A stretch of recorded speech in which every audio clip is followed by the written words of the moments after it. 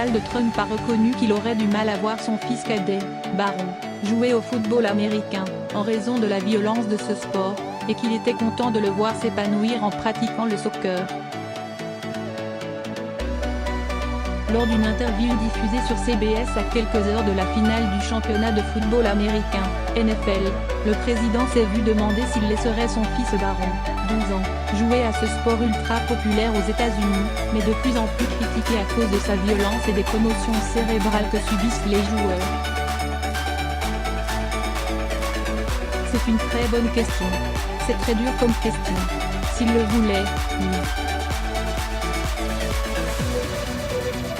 Mais est-ce que je le pousserais vers ça? Non, répond Donald Trump, ajoutant que beaucoup de joueurs de NFL étaient de son avis. En fait, il fait beaucoup de football soccer, il aime ça, poursuit le président. Beaucoup de gens, dont moi, pensaient que le football ne marcherait jamais dans notre pays, mais ça s'implante rapidement, développe-t-il dans un rare hommage dans la bouche d'un président américain au soccer.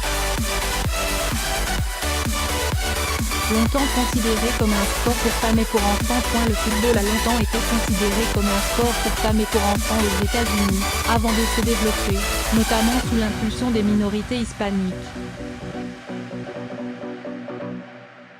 Donald Trump a personnellement milité pour que les États-Unis organisent la Coupe du monde de football 2026 avec leurs voisins mexicains et canadiens.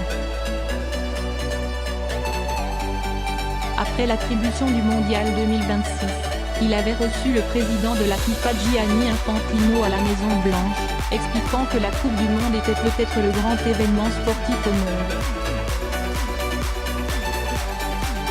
Donald Trump, grand fan revendiqué de football américain, critique régulièrement la NFL, qu'il accuse de ne pas être sévère avec les joueurs qui s'agenouillent pendant l'hymne national pour protester contre les violences policières dont les Noirs sont victimes.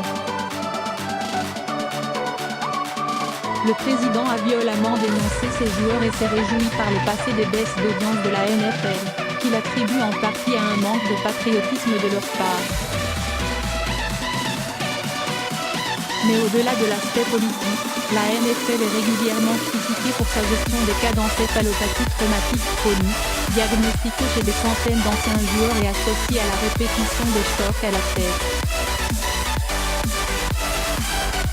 C'est un sport dangereux, c'est vraiment très dur. Je pensais que l'équipement des joueurs s'améliorerait, et c'est le cas. Les casques sont bien meilleurs mais ça n'a pas réglé le problème, a jugé Donald Trump dimanche. La NFL a dû débourser près d'1 milliard de dollars pour financer des programmes de recherche ou indemniser les familles de joueurs décédés et blessés.